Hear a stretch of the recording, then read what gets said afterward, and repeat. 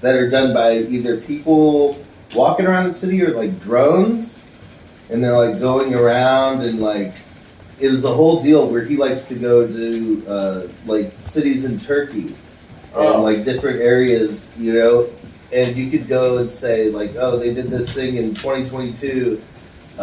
Basically like a drone going around, or like I said, a pedestrian kind of handheld, and they just go through the squares and they do it, and he'll just sit there for watch a 45-minute video of basically a tour through Istanbul in 2023, or like sometimes they're a week old, and he's really curious, like, what does it look like now?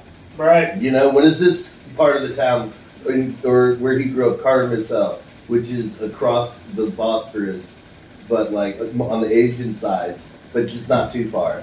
But it's like more in the hills, like cherry vineyards and shit, like orchards, like cherry fields and shit. I forget what they really grow, olives and shit.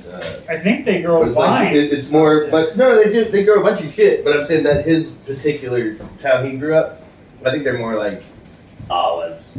But there's still this hillside, like mountain communities, like farming communities, and dude, they'll have even available on YouTube these little tours of even these small communities like that. So there's like so much resource out there as far as like these new things, like you said, even they're developing into VR. You know, right?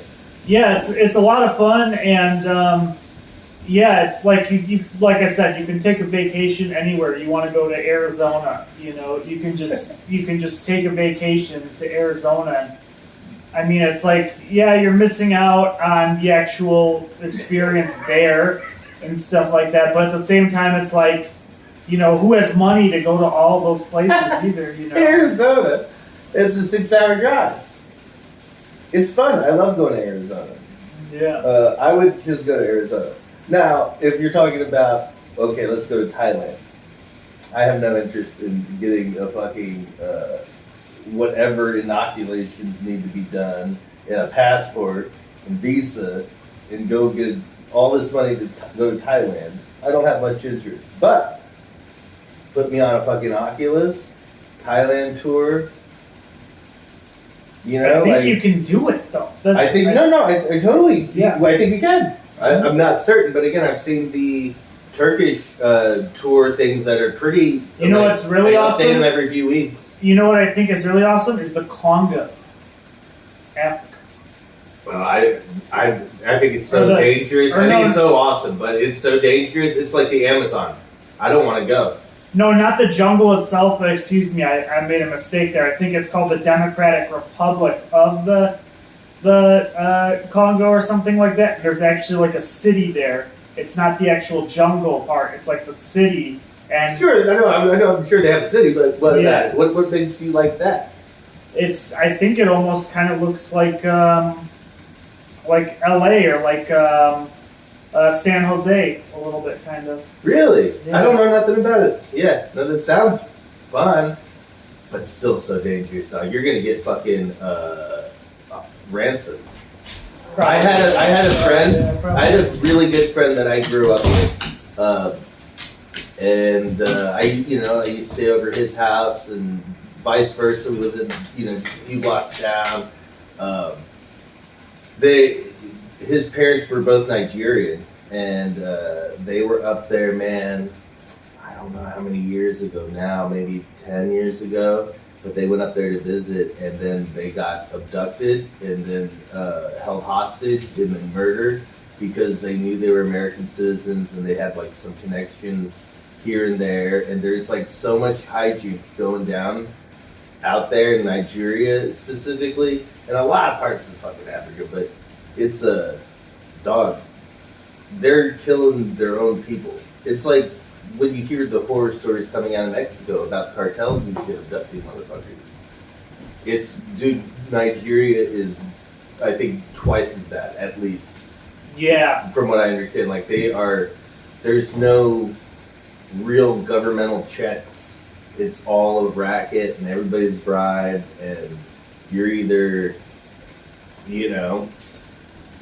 getting abducted or getting lucky. It's crazy.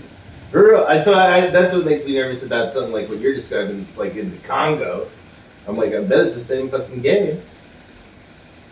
I would assume almost all of Africa is fucked up. Yeah, I don't know. I mean, I guess that's probably kind of a lot how Mexico is too. Certain parts for sure, but I wouldn't say Mexico as a whole. I think I could be wrong, but the big cities, like you go to Mexico City, it's okay. It's like Tijuana. No, maybe I'm wrong.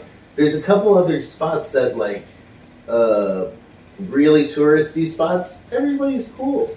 It's just in certain areas and certain border towns that get a little sketchy and really are run by cartels, and interior spots where they're really growing shit.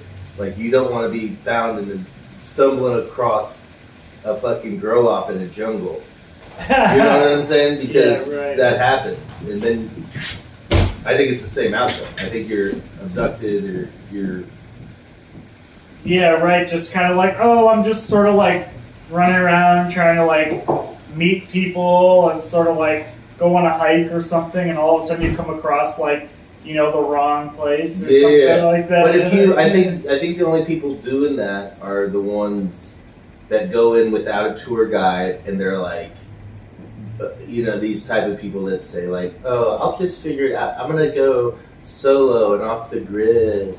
When you really get too far off of the main trail of like, really where there's any real rule of law. And then you want to do that. I think you're asking for trouble.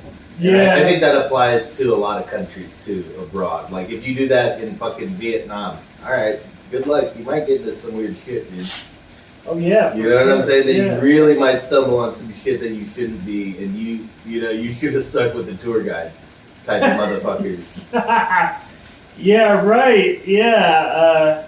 That's pretty scary. It's almost like you forgot that even exists, really. But yeah, I guess so. Yeah, I don't know. I think what I think I would do is I would be like, I would hold my hands up and I'd be like, if you can't beat them, join them type of thing, right? I mean, at that point, like you're fucked. What does that mean? You gonna join the cartel? You know what it means? It's you like, say, look guys, you got me, I'll be a member. Yeah, it's like when you start dating someone you don't want to date, it's like, well, yeah, in that situation you get lucky and you just you try and break up with her or something.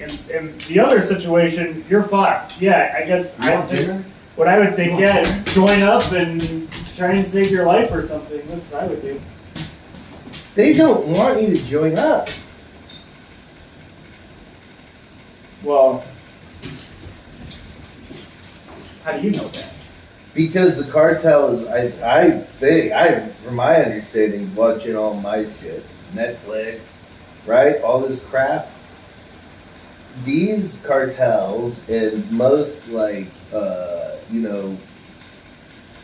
gangs and factions that may ultimately run certain territories, they are pretty fucking strict about who they let in and what kind of process and training and truth you have to prove to them, trust, loyalty. Like, they're not just letting you in because you got caught.